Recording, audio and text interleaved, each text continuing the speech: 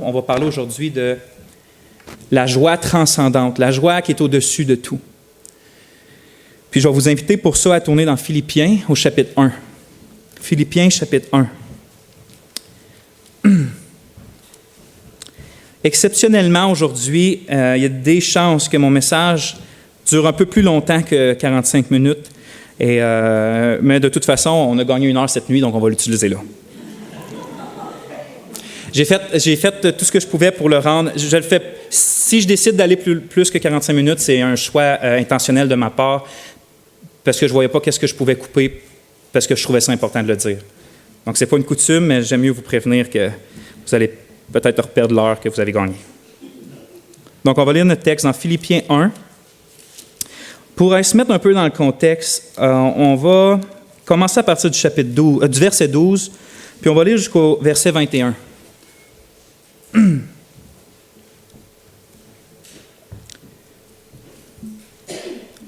Donc, la parole de Dieu se lit comme ça, Philippiens 1, chapitre 12. « Or, frères, je veux que vous le sachiez.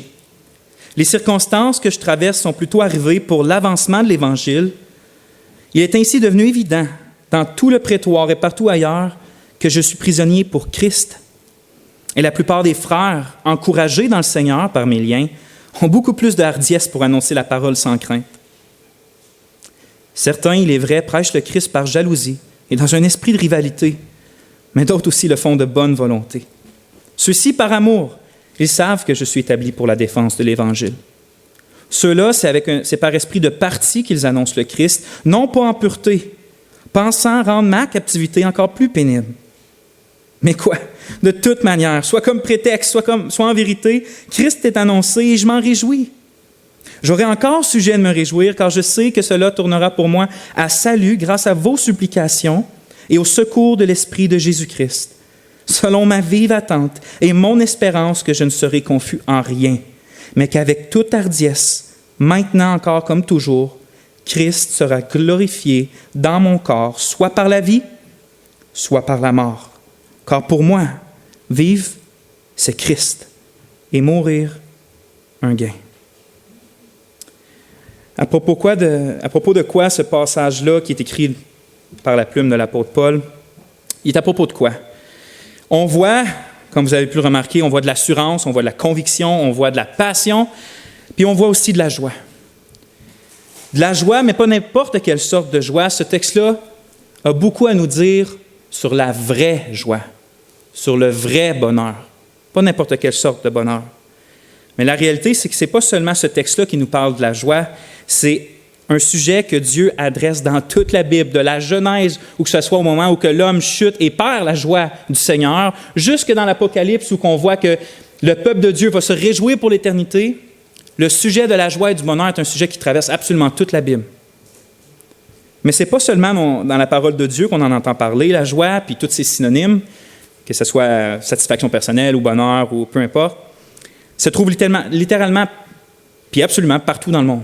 Que ce soit à la télé, à la radio, dans les films, dans les conférences, dans le journal. Puis même que je suis persuadé de ne pas trop me tromper si j'affirme que la section épanouissement personnel, qui est une autre façon de dire recherche de la joie, c'est une ou au moins peut-être même la section la plus remplie dans une quelconque librairie, que ce soit en ligne ou que ce soit physique.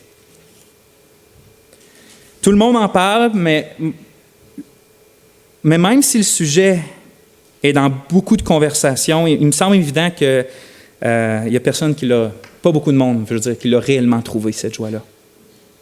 C'est une ressource si rare que sa valeur marchande, on pourrait dire, est ridiculement élevée. Même les plus riches ne semblent pas être capables de pouvoir l'acheter avec l'abondance de leur richesse. Et ceux qui même disent des fois l'avoir trouvé, je vous dis, enlevez-leur tout ce qu'ils possèdent, argent, famille, sécurité, santé, et vous allez voir si elle manifeste vraiment encore cette joie-là qui disent avoir. Alors, il y a quelque chose d'assez évident dans ce monde-là, s'il y a quelque chose d'évident, c'est que ce monde-là ne connaît ni ne possède la vraie joie. Cette joie-là qui, malgré toutes circonstances, va demeurer. Cette joie-là qui, malgré la mort, ne va pas tomber dans le désespoir. Cette joie-là qui, pour l'éternité, va exister, qui dure éternellement. Mais s'il n'y a vraiment rien d'étonnant avec de voir une humanité qui rejette Dieu puis son Christ, recherchés comme des assoiffés sans pouvoir le trouver, la satisfaction de leur âme, la joie de leur âme, ce l'est, par exemple, de voir le peuple de Dieu manquer de joie.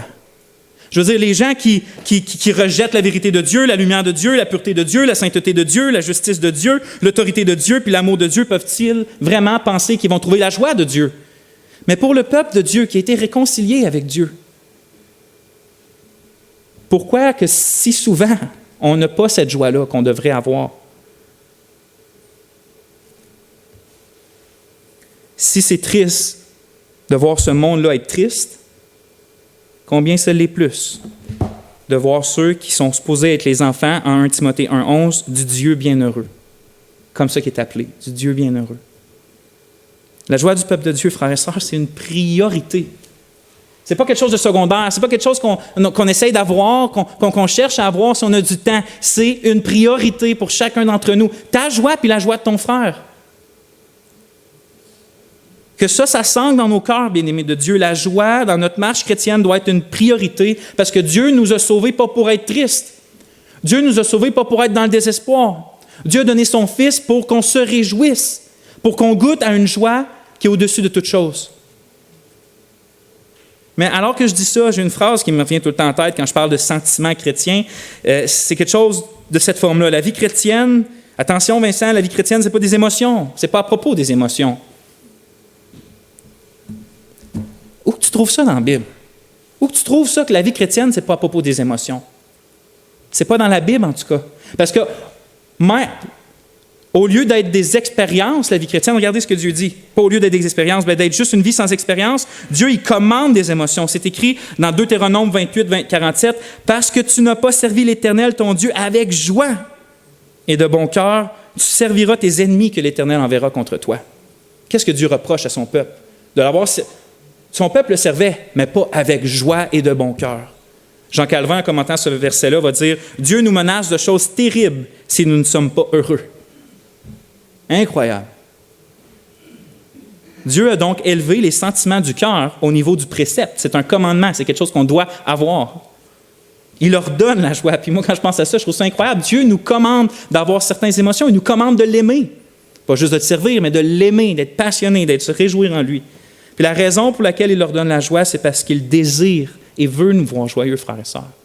Parce qu'il nous aime, mais aussi parce que combien Dieu est plus glorifié par un peuple qui a une profonde et authentique joie envers lui, plutôt qu'un peuple qui lui offre un service automatique, froid puis dénudé de tout plaisir.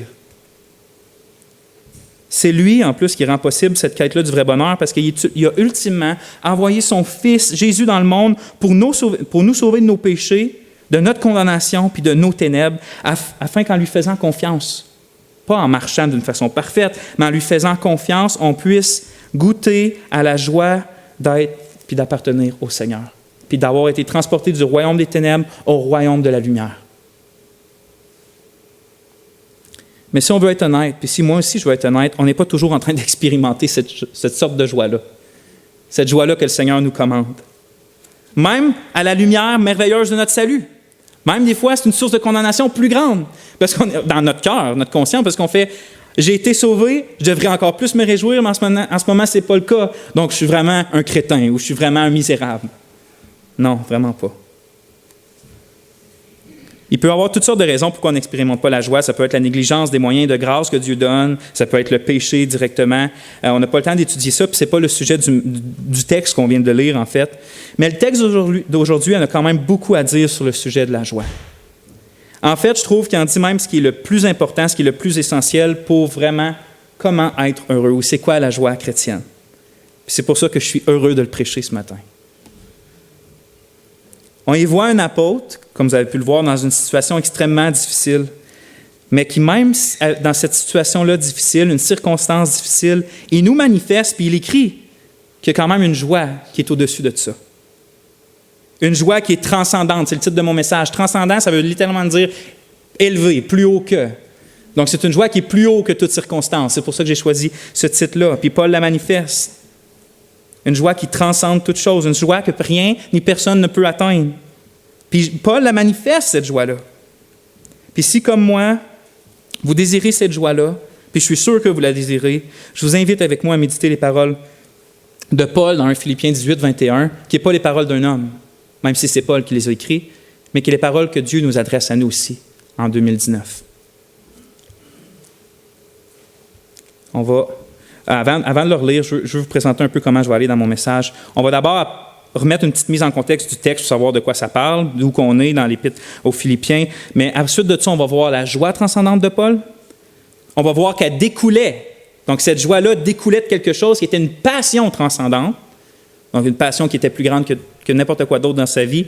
Et que cette passion-là était elle-même appuyée sur une certitude ou une assurance transcendante. Donc, Paul exprimait et ressentait une joie qui était au-dessus de tout, parce que sa passion il était sûr que sa passion qui était au-dessus de tout allait être assouvie. Et c'est pour ça qu'il pouvait toujours être joyeux. Mais on va voir ça aujourd'hui. Donc, mise en contexte. Verset 18, on lit « Mais quoi, de toute manière, soit comme prétexte, soit en vérité, Christ est annoncé et je m'en réjouis. J'aurais encore sujet de me réjouir. » Un peu plus tôt, on l'a lu tantôt, verset 12.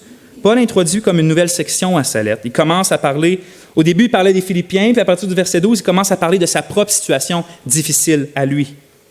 On sait que Paul était présentement, quand il écrit cette lettre-là, en prison à Rome, probablement.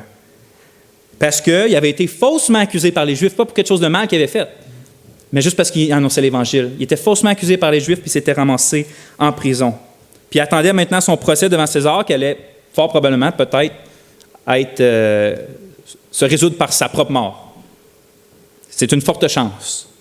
Puis il est confiné dans une maison louée qui fait office de prison. Ce n'est pas une prison avec plein de cachots, mais c'est une maison louée. Mais il était quand même attaché par un gardien avec une chaîne de 46 cm environ, 7 jours sur 7, 24 heures sur 24, qui avait un garde à côté de lui. Puis comme si ce n'était pas suffisant pour l'éprouver, on voit au verset 15-18 que certains prédicateurs, des faux prédicateurs avec des mauvais motifs, vu qu'il est en prison, il profitait de l'occasion pour lui faire du tort aussi, lui, puis peut-être baisser même son image aux yeux des autres, puis juste rajouter de la souffrance. Enfin, tu es en prison, Paul, nous, au nom de Christ, on va te faire mal. On va utiliser le nom de Christ pour te faire mal. Donc, c'est ça, le topo, c'est à ça que ça ressemblait la vie de Paul au moment d'écrire cette lettre-là. Il recevait des tribulations de la part des Juifs, de la part des païens, puis même de la part de certaines personnes qui s'identifiaient à l'Église, au christianisme. Sur tous les fronts, Paul était persécuté. C'est assez, à mon sens, pour jeter quelqu'un à terre, pour le faire désespérer, en tout cas. Mais ce qui est surprenant dans tout ça, c'est qu'on ne voit pas un Paul emporté par l'angoisse et le désespoir. On ne voit pas un Paul amer, centré sur ses difficultés. On ne voit même pas un Paul qui se plaint de sa situation. C'est même pas ça que Paul est en train de faire. Bien au contraire, écoutez bien, frères et sœurs, il écrit à la fin du verset 18, « Je m'en réjouis. Je m'en réjouis. » Au milieu de cette tempête-là terrible, de souffrance qu'il traverse, l'apôtre, il n'est pas noyé par les vagues de la difficulté. Il traverse certainement une tempête, mais il n'est pas noyé par les vagues de la difficulté, de l'amertume, de la dépression. Il n'est pas noyé par ça. Au contraire, il semble qu'il marche sur ces eaux-là, à l'image de Pierre, avec une joie transcendante et triomphante. Sans que ces vagues-là, même s'ils sont là, ils puissent le faire caler. Il marche, il est dans le milieu de la tempête, les vagues le touchent, mais ils ne le font jamais caler. Lui, il marche sur ces eaux-là troubles. Puis je trouve ça extraordinairement merveilleux, puis c'est ça que je veux pour ma propre vie.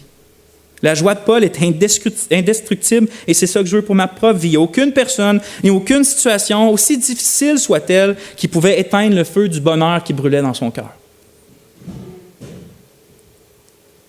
Puis cette joie-là était si dominante dans son cœur qu'en réalité, là, si Paul il n'écrirait pas ses difficultés, puis qu'on arrête toute la lettre aux Philippiens sans cette section-là sur ses propres difficultés, on ne pourrait même pas s'en rendre compte une seconde qu'il était dans la souffrance. Enlève le fait que lui, il écrit que, bon, je suis en prison, tu ne pourrais même pas en douter une seconde, tellement que la joie découle de cet épître-là aux Philippiens. La joie, c'est juste un thème dominant dans cet épître-là, puis même, on retrouve les mots « joie » et « réjouir » plus que partout ailleurs dans le Nouveau Testament. Réunis ensemble. Il y en a plus dans cet épître-là. C'est pour ça qu'elle est appelée souvent l'épître de la joie. Comme si c'était une douce mélodie qui jouait, une douce mélodie de bonheur, qui joue en background, qui joue en arrière pendant que tu lis cette lettre-là. C'est joie, joie, joie, joie, joie. Puis ça démontre, à mon sens, avec évidence, que les chrétiens devraient être un peuple qui se réjouit. Les chrétiens devraient être un peuple qui se réjouit. Lorsque quelqu'un regarde un chrétien ou un groupe de chrétiens, il devrait normalement y apercevoir la vraie joie. Puis attention, je prends le temps de mentionner la vraie joie, pas n'importe quelle sorte de joie. Nous devrions être un peuple qui se fait connaître, oui, à cause de l'amour qu'on a les uns pour les autres, mais aussi à cause qu'on possède une joie que ce monde-là ne connaît pas. Une joie que quand ce monde-là passe au travers des difficultés, il perd cette joie-là.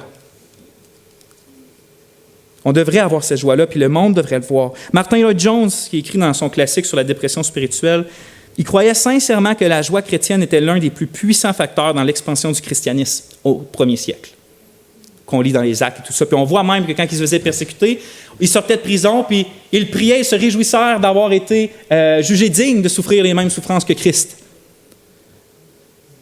Et combien que Martin Lloyd-Jones avait raison d'écrire ça. Le vrai christianisme n'avance pas avec les armes, ni avec la violence, ni avec des techniques d'entrepreneuriat ou avec des recherches sociologiques. Il avance lorsque son message, qui est centré sur la personne de Christ, est annoncé, puis qui est annoncé dans la joie, et qu'il produit la joie. C'est comme ça que le christianisme avance. Frères et sœurs, si on n'est pas satisfait en Dieu, lorsqu'on proclame puis annonce l'Évangile, pourquoi les gens nous croiraient? Pourquoi les gens même tendraient l'oreille à notre message? Le puritain Samuel Ward a écrit « Montre-moi ta foi par ta joie. Si tu dis que tu as la foi et vis une vie de tristesse, je ne te croirai pas. » Mettez-vous à la place des incroyants qui nous écoutent.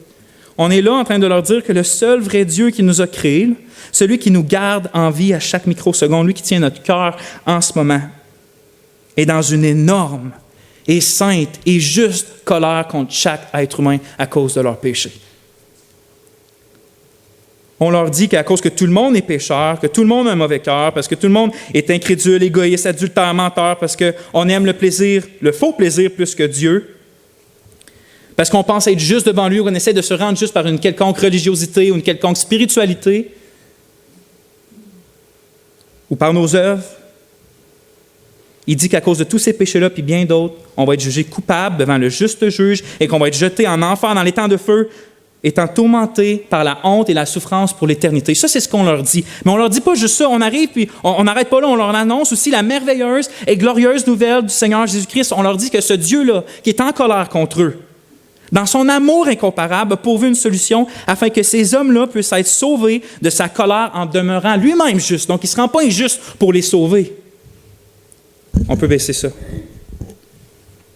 Il a pourvu un moyen, puis ce moyen-là, c'est qu'il a envoyé son Fils Jésus-Christ dans le monde, prendre une chair comme la nôtre, vivre une vie que nous, on ne voulait pas et ne pouvait vivre, qui est une vie parfaitement pieuse, soumise à la loi de Dieu, soumise au Père. Et ce Fils-là, qui est le Seigneur Jésus-Christ, a donné sa vie précieuse, la plus précieuse des vies, pour mourir pour des pécheurs coupables. Il a offert un sacrifice sur cette croix-là. La punition qu'on devait avoir, c'est lui qui l'a pris. Il est mort à notre place et le Père a montré qu'il acceptait son sacrifice parce que 3 jours après, il est ressuscité d'entre les morts avec victoire et puissance. On leur dit ça, qu'à cause de Christ, leur péché peut être pardonné et le Dieu juste peut eux-mêmes les déclarer justes, les couvrir du manteau de justice de Christ, si seulement ils croient, si seulement ils se repentent de leurs péchés.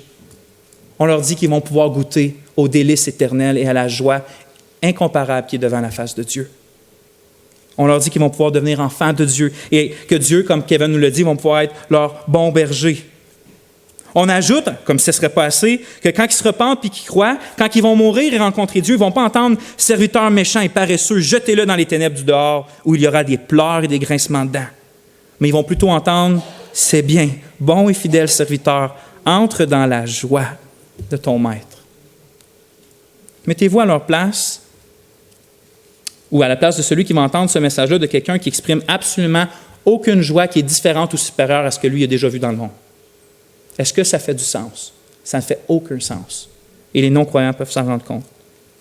Je peux témoigner, frères et sœurs, que la soirée où que Dieu m'a sauvé, la soirée où que Dieu a ouvert mes yeux pour que je voie la grâce de sa gloire, ou la gloire de sa grâce, c'était chez un groupe de jeunes, chez Tony Bissonnette, puis ce qui m'a ouvert, par quoi il m'a ouvert mes yeux sur ma condition, c'est quand que je voyais, puis François, il était là, Pierre aussi était là, Kevin aussi, puis toute la famille Bissonnette. Quand je voyais eux leur joie, dans la sainteté, dans la simplicité, ça a été comme Dieu s'en est servi comme un soleil pour montrer toutes les taches de ma tristesse puis de ma détresse dans ma vie. Avant ça, je le savais, mais quand j'ai vu leur soleil de joie briller, c'est ça que Dieu s'est servi pour moi, m'emmener à la fois. Puis je suis sorti de là avec le début de la même joie qui commençait dans mon cœur. Alors même dans les circonstances sombres que Paul expérimentait, sa joie brillait de mille feux. Il avait une joie triomphante qui surpassait absolument toute souffrance. Puis comment la posséder? On va le voir bientôt, mais juste avant, j'aimerais qu'on voit dans notre texte une caractéristique de cette joie-là qui la rend encore plus désirable, qui la rend encore plus époustouflante. On lit au verset 18, il dit « Je m'en réjouis ». Et dans le grec, c'est la même phrase. Là, nous, on a mis un point pour mieux comprendre, mais il dit « Je m'en réjouis, j'aurai encore sujet de me réjouir ». Mais littéralement, il dit « Je m'en réjouis, je m'en réjouirai encore ». Donc, je m'en réjouis là, puis je vais m'en réjouir dans le futur. Paul ne dit pas « Je m'en réjouis et j'espère m'en réjouir plus tard ». Il dit « Je m'en réjouis et je me réjouirai ». Il affirme plutôt avec certitude qui est sûr à ce moment-là de sa vie, même dans la prison, même devant les persécutions, il dit « En ce moment, je suis joyeux, puis guess what? Je vais être joyeux pour toujours. Je vais être joyeux encore dans le futur. » En d'autres mots, c'est comme si il dit, malgré la souffrance présente, malgré la tristesse et l'angoisse quotidienne, parce que la vraie joie, ça ne veut pas dire qu'on ne ressent pas non plus d'autres sortes d'émotions comme la tristesse et des fois le découragement. C'est un sentiment qui se met plus haut que ça, on va voir ça plus tard. Mais malgré la souffrance présente, malgré la tristesse et l'angoisse quotidienne, Paul il dit, je suis plein de joie et malgré tout, ce qui pourrait se passer dans le futur, malgré même une sentence de mort injuste, je vous assure, Église de Philippe, je vais demeurer joyeux.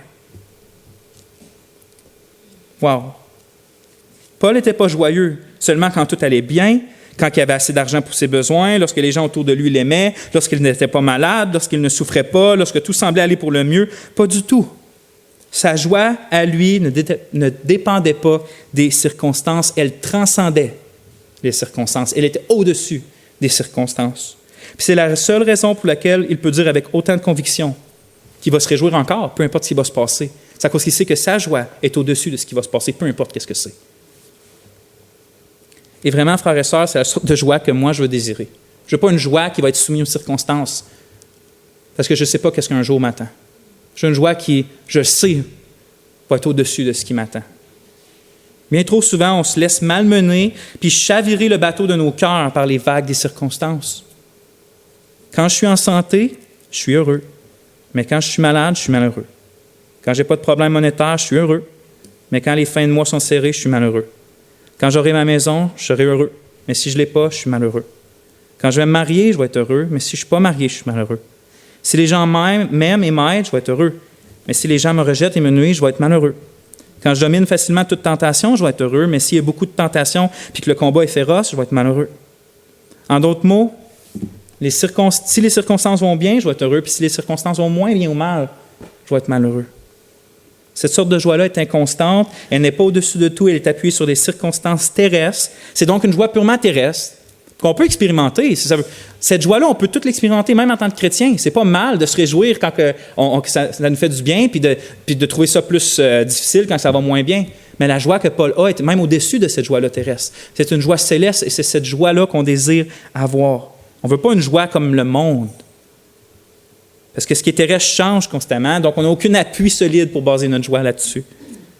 Et trop souvent, ça semble être le cas pour nous, mais chers frères et sœurs, Dieu veut nous voir expérimenter, ressentir et manifester cette joie-là triomphante et constante qu'avait l'apôtre Paul. Une joie présente qui peut s'écrier avec assurance « Je me réjouis, je me réjouirai aussi demain, le mois prochain, dans 1 an, dans 20 ans, dans 25 ans, puis essayer juste pour voir de me l'enlever. » Ça ne marchera pas. Vous ne pouvez pas me retirer cette joie-là. Vous pouvez me tuer, vous pouvez me décapiter, je ne vais pas perdre cette joie-là. Quand que je pleure, je ne perds pas cette joie-là. Quand je perds tout le monde et que je suis dans une grande détresse, je ne perds pas cette joie-là. Cette joie-là demeure malgré mes émotions, mes sentiments, malgré peu importe quoi, cette joie-là demeure. Voici la joie que Paul veut communiquer à ses chers frères et sœurs de l'Église de Philippe, puis c'est la joie que le Saint-Esprit veut nous communiquer à nous aussi, qui sommes à l'Assemblée chrétienne de Rouyn-Noranda, une joie triomphante, une joie constante, une joie transcendante. C'est pour ça qu'il faut bien écouter ce que Paul va écrire au verset 19 à 21, parce que ça l'explique justement de quoi découle cette grande joie-là. Parce que la joie, tu ne peux pas la produire dans ton cœur. C'est ça qui est étonnant avec les commandements que Dieu donne. Il dit « Réjouis-toi, aime-moi, mais tu ne peux ni produire l'amour ni la joie. » Ou il va dire « Prends en horreur le péché. » Comment tu peux produire la haine dans toi ou des choses comme ça? Ce n'est pas des choses que tu peux faire. Ça vient de Dieu. On le voit en fait dans Galates, que la joie, l'amour, la paix, c'est tout le fruit de l'esprit. Ce n'est pas quelque chose qui vient de toi, c'est quelque chose que Dieu produit. Mais elle découle de quelque chose, puis c'est quelque chose-là, on peut se battre férocement pour l'avoir dans notre vie. Regardez ce qui est écrit au verset 19.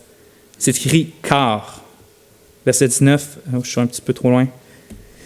Christ est annoncé, je m'en réjouis, j'aurai encore sujet de me réjouir, car. Puis car, comme je l'ai souvent dit, fait un lien avec ce qu'il vient juste d'écrire puis ce qu'il va écrire. Dans le fond, il est en train de dire que ce qu'il va écrire, c'est la raison qui soutient ce qu'il venait juste d'écrire. Donc, ce qu'il va écrire, c'est la raison pourquoi il peut dire « je me réjouis, je me réjouirai, car », et il explique pourquoi. Continuons de lire. J'aurai encore sujet de me réjouir, car je sais que cela tournera pour moi à salut, grâce à vos supplications et au secours de l'Esprit de Jésus-Christ, selon ma vive attente et mon espérance, que je ne serai confus en rien. Ce qu'on remarque ici, c'est que la joie de Paul est appuyée sur une assurance que quelque chose va arriver certainement. Il sait que quelque chose va arriver. Mais avant d'approfondir ce point-là, on aurait pu le faire tout de suite, je vous propose d'aller approfondir le verset 20 avant. Puis la raison, c'est parce qu'au verset 20, on voit l'apôtre Paul avoir une passion dans sa vie, mais toute une passion. Puis c'est justement l'assurance que cette passion-là, il va l'avoir, il va l'assouvir, il va se satisfaire dedans, qui lui cause autant de joie. Fait que je veux qu'on aille voir la passion, puis ensuite de ça, on va rapidement venir voir comment il fait pour avoir l'assurance de cette passion-là, qui lui procure de la joie. Ça m'amène à mon deuxième point, qui est une joie transcendante découle d'une passion transcendante, et c'est au verset 20. C'est quoi cette passion-là? On va lire. Verset 20, 21, et selon ma vive attente et mon espérance que je ne serai confus en rien, mais qu'avec toute hardiesse maintenant, encore comme toujours, Christ sera glorifié dans mon corps, ou magnifié dans mon corps, littéralement. Soit par la vie, soit par la mort, car pour moi, vivre, c'est Christ, et mourir, un gain. C'est quoi la plus grande passion qui animait le cœur de l'apôtre Paul? C'est que Christ soit toujours hardiment glorifié dans son corps. Mais qu'est-ce que ça veut dire? Le mot glorifier, ça veut littéralement dire magnifier. Puis magnifier quelque chose, j'ai jamais entendu, pour comprendre qu'est-ce que ça veut dire, j'ai jamais entendu quelqu'un d'autre mieux l'expliquer que John Piper. Donc je ne vais pas vous citer qu'est-ce qu'il dit, mais je vais vous redonner la même image. Il dit qu'il y a deux façons de magnifier Dieu. Puis les deux façons, il dit, c'est soit à la manière d'un microscope ou soit à la manière d'un télescope. Le microscope, en fait, magnifier, ça veut dire faire paraître comme grand. C'est ça que ça veut dire, faire paraître comme grand. Le microscope, il magnifie les microbes, par exemple, parce que c'est quelque chose de tellement petit que tu prends un microscope, puis là, tu le vois plus grand qu'il l'est en réalité. Tu le fais paraître plus grand. Mais il y a une autre façon aussi de magnifier, c'est la façon télescope. Ça, c'est pas que tu fais grossir quelque chose plus qu'il l'est vraiment. C'est que c'est tellement loin que ton œil est tellement capable de le voir que tu prends quelque chose pour le voir un peu plus comme qu'il l'est en réalité. Donc, la planète, tu la vois comme un petit point. Quand tu prends un télescope, tu la vois comme ça. Mais pour de vrai, elle est infiniment plus grosse que ça. Donc, tu magnifies la Lune pour la voir comme qu'elle l'est, plus comme qu'elle l'est vraiment. Que ce soit Paul ici dans l'Épître aux Philippiens ou que ce soit David dans le psaume 69-30, quand il dit qu'ils veulent magnifier Dieu, ils ne veulent pas dire qu'ils veulent le faire paraître plus grand qu'il l'est vraiment. Ils ne veulent pas dire que Dieu a besoin d'être glorifié, Dieu manque de gloire, on va se forcer, gang, pour essayer de le faire paraître un peu plus grand, là. Le faire paraître un peu plus glorieux, c'est à la manière d'un microscope. Ce n'est pas comme ça que Paul s'exprime. En fait, ils veulent le faire paraître pas plus grand. Ils veulent montrer comment il est vraiment grand. Ils veulent que leur vie soit des télescopes, que quand les gens les voient, eux, ils voient quelque chose de la grandeur du Dieu qu'ils ne voient pas sinon. Ils veulent être des télescopes sur cette terre-là pour que les gens puissent voir le Dieu dans lequel Paul prend si plaisir. Dans le fond, il veut que sa vie puis sa mort manifestent quelque chose qu'il va écrire plus loin.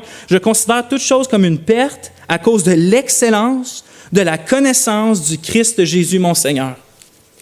Il trouvait une si grande joie en Dieu, une si grande joie en Christ, qu'il veut que sa vie soit quelque chose pour que les gens puissent le voir, parce qu'ils ne le voient pas. Pour lui, absolument tout était à propos de Jésus. Jésus-Christ, Jésus-Christ, Jésus-Christ. C'est ça la passion ultime qui absorbait Paul jour et nuit, dans la commodité autant que dans l'adversité. Pour lui, toute sa vie, sa mort et sa vie est à propos de Christ. C'est tellement incroyable parce que il voulait absolument juste une chose. Il voulait d'autres choses, mais ultimement, juste une chose, c'était de voir son Sauveur être magnifié. C'est d'avoir plus de Christ dans sa vie, de magnifier plus Christ dans sa vie. Puis il voulait le faire, c'est écrit dans notre texte, avec toute hardiesse. Le mot hardiesse veut littéralement dire discours sans réserve ou de ne pas retenir, de dire quelque chose franchement. C'est ça que ça veut dire. Puis l'idée que Paul communique par ça, c'est qu'il veut assouvir sa passion de voir Christ élevé sans retenue. Il ne veut pas qu'il y ait rien qui entrave. Il veut l'assouvir au complet. C'est ça ma passion, mon unique passion. Tassez-vous de là, je ne veux rien qui entrave ça. Sans retenue, je veux assouvir ma passion. Frères et sœurs, est-ce qu'on possède la même passion que Paul? Il ne faut pas se demander plus longtemps pourquoi notre cœur ne transpire pas souvent la même joie transcendante que celle de Paul. Si on ne cultive pas cette passion-là, frères et sœurs, la joie va rester loin de nous. Parce que la joie est le produit de cette passion-là qui est satisfaite. Quand un cœur qui veut voir Christ élevé plus que tout, voit Christ élevé plus que tout, c'est là qu'il expérimente la satisfaction et la joie. Parce que tu ne peux pas produire la joie dans ton cœur, c'est le fruit de l'esprit. Mais tu peux combattre férocement dans ta vie pour tasser absolument tout qui fait entrave ou qui cherche à prendre la place de cette passion-là que tu as eue quand tu es né de nouveau. Parce que oui, quand tu as eu un nouveau cœur, tu l'as eu, cette passion-là, et tu l'as encore, peut-être qu'elle est enterrée par bien des mauvaises herbes parce qu'on a laissé des choses dans notre vie, mais elle est encore là si tu appartiens à Christ. Puis il faut que tu travailles fort avec l'Esprit de Dieu, dans la grâce, dans l'Évangile, pas par la loi, dans l'Évangile. Par le pardon, par le fait qu'il n'y a plus de condamnation, tu vas à Christ, mais tu enlèves les mauvaises herbes qui étouffent cette passion-là pour Christ.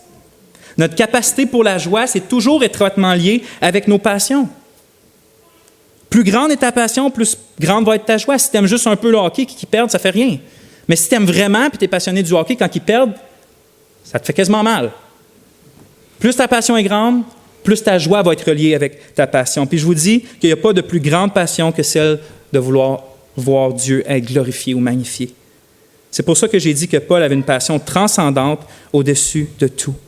Si tu veux avoir une joie qui surpasse toute chose, tu dois avoir une passion qui surpasse toute chose. Est-ce qu'on a cette passion-là, frères et sœurs? Est-ce qu'on doit se repentir d'avoir laissé nos cœurs se perdre dans des passions terrestres aussi insignifiantes quand on les compare à la gloire de Dieu? Moi, j'ai souvent à me repentir de ça. Chaque jour, j'ai à me repentir de ça. Quasiment à chaque heure, il faut que je me repente de laisser des choses prendre la place de la passion pour Christ. Peut-être qu'on a besoin aujourd'hui d'aller sur nos genoux puis d'invoquer notre Dieu plutôt que de faire autre chose pour qu'il dirige nos yeux sur lui puis qu'il absorbe nos âmes par sa beauté. Il me semble que si souvent on court après un concept de joie vague, c'est comme si les chrétiens, des fois, ils disent « Ah, j'ai pas la joie », mais la sorte de joie qu'ils veulent, c'est comme un peu vague, c'est comme juste « J'aimerais ça juste me sentir joyeux, sans but, sans rien ». La joie chrétienne, c'est quand notre passion pour Christ est assouvie. C'est quand la passion de notre nouveau cœur est assouvie. Donc, si tu veux courir après la joie, cours après une passion pour Christ, pas juste avec un sentiment vague de joie. Cependant, la passion elle-même ne peut pas apporter la joie transcendante. Tu peux être passionné de quelque chose, mais si tu ne l'as pas, tu ne vas pas te réjouir. Donc, ce n'est pas juste d'avoir une passion qui te donne automatiquement de la joie. Il faut que cette passion-là soit assouvie constamment. Ça me mène à mon troisième point, puis mon dernier point, c'est que Paul avait une joie transcendante qui découlait d'une passion transcendante parce qu'elle-même, cette passion-là, est appuyée sur une assurance transcendante. Une assurance qui était plus sûre que n'importe quoi d'autre. On va lire versets 19, 20. Une assurance transcendante. J'aurai encore sujet de me réjouir, car je sais que cela tournera pour moi à salut grâce à vos supplications et au secours de l'Esprit de Jésus-Christ. Selon ma vive attente et mon espérance que je ne serai confus en rien. On a déjà vu par le mot « corps » que Paul donne la raison de sa joie. Comment donc Paul pouvait avoir de la joie, même dans cette circonstance-là? Il dit « car je sais que cela tournera pour moi à salut ». Paul n'écrit pas « car j'espère que ça va tourner à salut », il écrit « car je sais ». Le mot « savoir », qui est traduit « sait », là, veut littéralement dire, c'est pas juste « ah, je sais », non, c'est « t'es absolument sûr ». Tu es absolument certain, c'est une certitude. La joie de Paul s'appuie donc sur une grande conviction, puis cette conviction-là, c'est écrit « car je sais que cela tournera pour moi à salut ». Mais c'est quoi cela? Cela fait référence à son emprisonnement, puis aux tribulations venant des prédicateurs, là, des faux prédicateurs.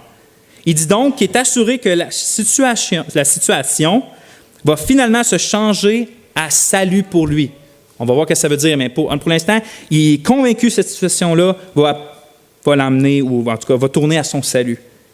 Qu'est-ce que ça veut dire? Premièrement, il est clair que par le contexte, il ne parle pas de l'état de son âme justifiée devant Dieu. Il ne parle pas de son salut spirituel dans ce sens-là. Le mot grec veut aussi, on peut le traduire de toutes sortes de façons. Une des façons qui est souvent traduite, c'est par délivrance. À cause de ça, il y a plusieurs personnes qui pensent que quand Paul dit que cette situation-là va changer à salut pour lui, il veut dire qu'il va sortir de prison, qu'il va être libéré de prison. Mais personnellement, je ne crois pas que c'est ça que Paul fait référence. Je vais vous dire pourquoi. Il me semble assez clair que Paul ne se préoccupe pas vraiment de savoir s'il va sortir de prison ou non. Comme on l'a vu au verset 20, ce qui le préoccupait, c'est de savoir que dans sa vie puis dans sa mort, il va glorifier Christ. La question de sa mort, sa vie ou de prison, c'était secondaire pour lui, ça. C'était Christ magnifié. C'est ça qui le préoccupait. Donc, c'est ça son ultime passion. Donc, la chose la plus importante qui occupe ses pensées, tandis qu'il traverse les épreuves, c'est Christ, la gloire de Christ. C'est pour ça que je crois que le salut ou la délivrance dont Paul fait mention, ce n'est pas la délivrance de la prison, mais c'est plutôt la délivrance de la tentation ou l'épreuve de la tentation ou la délivrance de l'épreuve de ne pas magnifier Christ dans la prison et devant César. Parce que c'est ça sa passion. C'est quelque chose que ses pensées, c'est qu'il veut magnifier Christ. Puis en ce moment, dans ces difficultés-là, il a peut-être peur de ne pas magnifier Christ comme qu'il devrait. Puis c'est confirmé quand il ajoute « Selon ma vive attente et mon espérance, que je ne serai confus en rien. » Paul, il se fout de sortir de prison, de mourir. Ce qui le préoccupe, c'est de ne pas être confus en rien, c'est-à-dire de ne pas avoir honte, littéralement. Il ne veut pas avoir honte. C'est ça que ça veut dire, littéralement. La honte de quoi? La honte de ne pas magnifier Christ. Parce que c'est ça, sa passion. Donc, il a peur que ça n'arrive pas tout le temps. Il a besoin d'une assurance pour savoir que sa passion de magnifier Christ va être assouvie. Puis il a cette assurance-là. Il dit qu'il sait qu'il va être délivré de la tentation. Christ va être magnifié dans son corps ou par sa mort. Bien, dans son corps, soit par la vie ou par la mort. Puis il écrit que son attente est selon son espérance. Le mot espérance, encore une fois, nous, dans notre français québécois, on dit « Ah, j'espère que ça va arriver » comme si ce ne serait pas sûr. Mais en grec, c'est une assurance. Ça ne peut pas arriver. Mais cette conviction-là ne sort pas de nulle part. Si on lit tous les écrits de Paul, on se rend compte qu'il y avait une pleine assurance que Dieu est au contrôle d'absolument tout. D'absolument tout. Il écrit en Romains 8, 28, « Toutes choses travaillent ensemble pour le bien de ceux qui aiment Dieu. » Toutes choses, c'est-à-dire autant la prison que la mort, toutes choses travaillent ensemble ou se mettent ensemble pour finalement apporter du bien à ceux qui aiment Dieu, de ceux qui sont appelés selon son dessein. Paul, il sait qu'il n'y a rien de hasardeux dans sa vie. Il ne croit pas au hasard, il sait que Dieu est souverain. Donc, il sait qu'en ce moment, il est exactement, oui, en prison, enchaîné avec un garde, puis peut-être qu'il va mourir. C'est exactement là que Dieu le voulait, à ce moment précis-là. Sa joie est donc au-dessus de tout parce que sa passion du Christ est plus grande que tout, puis cette passion-là ne regarde pas aux circonstances, mais regarde au Dieu qui amène les circonstances. Cette joie-là s'appuie sur le Dieu qui amène les circonstances et non sur les circonstances. Les personnes qui possèdent cette passion-là voient les circonstances, autant les difficiles que les faciles, comme des situations différentes, emmenées par la main souveraine de Dieu, qui va leur donner l'opportunité de glorifier Dieu et d'ainsi assouvir leur passion, en magnifiant le trésor de leur cœur. L'une des paroles de Charles Spurgeon qui m'a le plus influencé, c'est celle-là. « La souveraineté de Dieu est l'oreiller sur lequel je pose ma tête la nuit. C'est ce qui apporte la joie à mon cœur, que Dieu domine dans les tempêtes de ma vie et les utilise pour un grand bien. » Frères et sœurs, on a été rachetés par Dieu afin d'être passionnés pour sa gloire, pas pour avoir d'autres passions. On peut avoir d'autres petites passions, mais notre passion ultime devrait être toujours de glorifier Dieu. Puis notre réalité présente, c'est que notre nouveau cœur peut juste être satisfait et avoir de la joie quand elle magnifie Christ. C'est pour ça que quand vous péchez ou quand je pêche, on devient aussi triste. Parce que notre nouveau cœur ne veut pas ces choses-là. Elle veut magnifier Christ. C'est pour ça que, par exemple, aussi, pour le dire positivement, quand on annonce l'Évangile, c'est pour ça qu'on ressent une si grande joie. Et c'est pour ça que les gens peuvent être brûlés vifs en annonçant l'Évangile, en ressentant une joie qui était au-dessus des circonstances, parce que leur nouveau cœur voulait magnifier Christ, et c'est exactement ça qu'il est en train de faire dans une situation aussi difficile que le bûcher ou la mort. J'aurais aimé prendre davantage de temps pour expliquer d'autres choses dans le verset, mais je vais quand même mentionner certaines choses.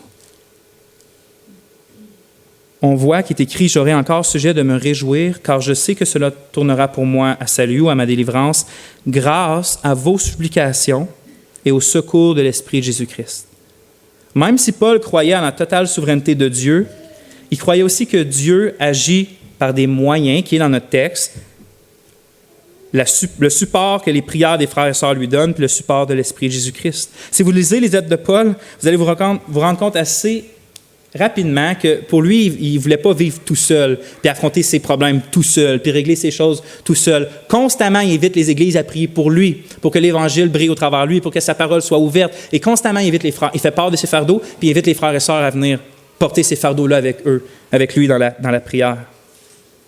Puis moi, ça me touche quand je pense à ça, parce que ça m'humilie en même temps, parce que le grand et infatigable apôtre Paul, en face de la tentation puis de l'épreuve, demandait d'être soutenu dans la prière par ses frères et sœurs en Christ. Le grand apôtre Paul, lui qui est prêt à mourir pour Christ et pour les frères et sœurs, demande l'aide des frères et sœurs dans la prière. Je suis convaincu que beaucoup de nos luttes et beaucoup de nos tentations seraient anéanties immédiatement ou dans les prochains temps si on avait l'humilité de Paul. Ça veut dire de demander de l'aide de nos frères et sœurs en prière. De faire ça, ça serait de s'assurer la victoire, ainsi de s'assurer la joie qui est par-dessus tout. Parce que Dieu passe comme ça. Dieu utilise ces moyens-là pour... Oui, Dieu est souverain, mais Dieu utilise ces moyens-là, dont surtout, il aime utiliser la prière des frères et des sœurs. Donc, partageons nos fardeaux. De plus, Paul ajoute qu'il va aussi être délivré de l'épreuve par pas juste les prières, mais l'assistance de l'Esprit de Jésus-Christ. Donc, les frères et sœurs étaient avec lui dans la prière, mais le Seigneur aussi était constamment avec Paul dans cette difficulté-là. Paul n'a aucun doute que le Seigneur, pour lequel il est prêt à mourir, pour le magnifier, va lui procurer toute l'aide et le support nécessaires pour faire sa divine volonté. Il sait que l'Esprit du Seigneur est avec lui. Par l'Esprit Saint, Christ était en Paul pour le fortifier, pour le consoler, le faire tenir debout, puis lui donner toutes les paroles qu'il aura à dire devant César. Et cette certitude-là qu'il avait que Dieu n'allait pas le laisser seul et ne pas permettre qu'il soit couvert de honte dans sa passion. Puis souvenez-vous que sa passion, ce n'est pas que les circonstances aillent bien. Sa passion, c'était que Christ soit magnifié, peu importe les circonstances.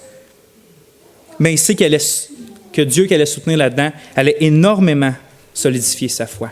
Parce que Dieu allait le soutenir dans ça. Et il allait voir Dieu le soutenir dans le fait que oui, je peux vivre pour Christ, être passionné pour Christ, et je vais voir Christ être magnifié dans ma vie. Dieu va m'aider là-dedans. Parce que c'est aussi sa passion à lui. Il ne faut jamais oublier que l'esprit qui était en Paul est le même esprit qui habite en nous aujourd'hui. Puis s'il a été avec Paul dans ses épreuves, réjouissons-nous, frères et sœurs, parce qu'il va être avec nous dans nos épreuves pour qu'on continue à magnifier Christ, si c'est vraiment ça notre passion. Si c'est vraiment ça notre passion. Pour conclure, oui, ce monde-là propose une joie et un certain bonheur, mais notre Dieu, frères et sœurs, veut nous voir marcher avec lui d'une joie qui surpasse absolument et complètement celle de ce monde-là. Une joie qui s'élève au-dessus de toutes nos circonstances. Et peut-être que ta joie est submergée par les vagues des circonstances difficiles de ta vie en ce moment. Regarde au Seigneur, crie vers lui, demande-lui, pas nécessairement de changer tes circonstances. Tu peux lui demander, mais demande-lui aussi autre chose. Qu'il rouvre tes yeux sur la valeur de sa personne. Dis-lui, ouvre mon cœur, Seigneur, afin que je te contemple. Ouvre mon cœur pour que ce soit toi ma passion, puis que ce soit toi ma passion dans toutes les circonstances. Il va te répondre, c'est sûr, parce que c'est son désir.